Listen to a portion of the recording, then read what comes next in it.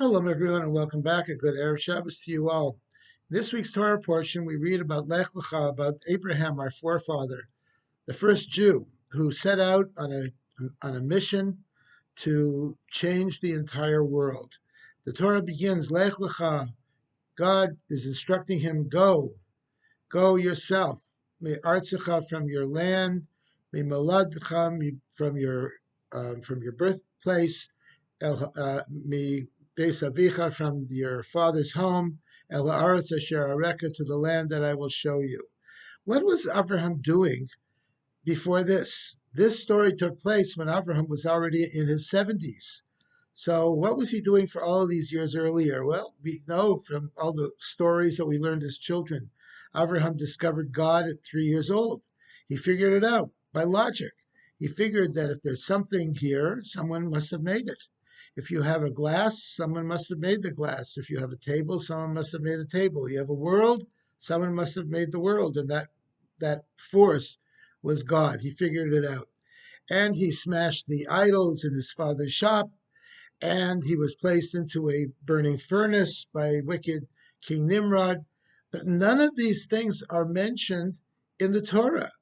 Only the beginning of his journey in his 70th year. Why is that? So we know that during the early period of Abraham's life, he discovered God. Well, it's not a big deal to discover God. A lot of people have discovered God. There are a lot of people in the world who are monotheists who have discovered God. The trick is God discovering us. And that happened when he left his father's home, his land, and his birthplace to go on his life's mission. It's not an easy thing for God to discover us. And we need to be meritorious of God discovering us. Because for us to discover God is really no big deal. The important thing is the journey and know where we're going in the journey as well. El haaretz asher areka. God instructs Abraham to go to the land that I will show you. But nowhere does it say here what that land was. We know in hindsight that it is the land of Israel. But Abraham did not know where he was going. Rabbi Jonathan Sachs, the former chief rabbi of England, who is suffering from an illness right now, who needs a recovery and everyone's prayers right now for a speedy recovery, tells a cute thing. He said he discovered years ago something called a GPS. What is a GPS? A global positioning system. It tells you where to go.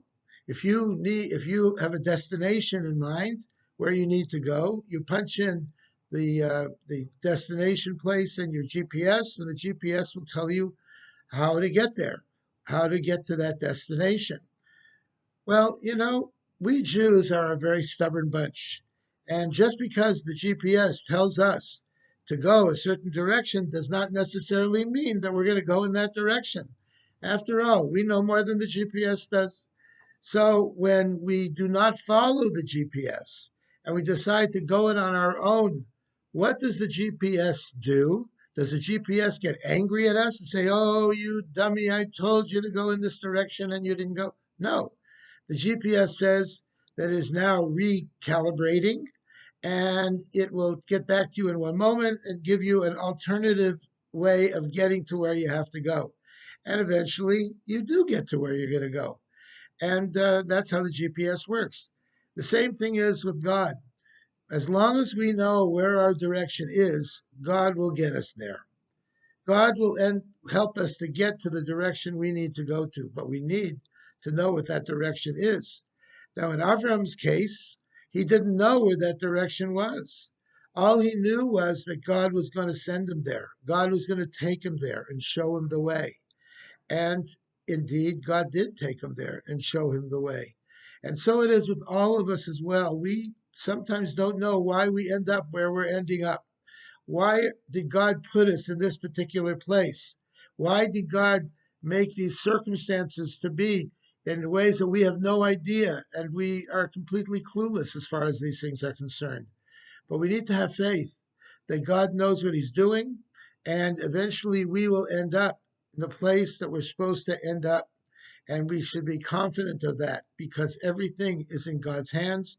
Everything is by divine providence, and we know that eventually we will get to where we are supposed to get to.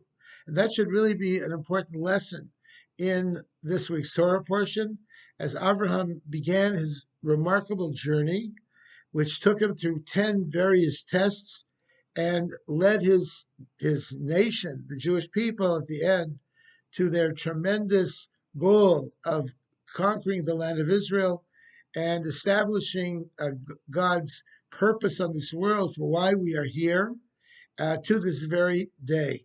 So we should really think about where we're going and why we're going there, and that God is taking us there and putting us in that place. So I want to wish all of you a good Shabbos. Candlelighting tonight is at 5:41 p.m. I want to remind you all that we're changing the clocks back an hour this Saturday night. So this coming week, we'll be davening in the evening at 4:40 p.m. And we hope that you'll join us. We are still outside, and until it gets a little colder, I imagine. We're doing our best to do that. And want to wish you all a good Shabbos. Shalom, shalom.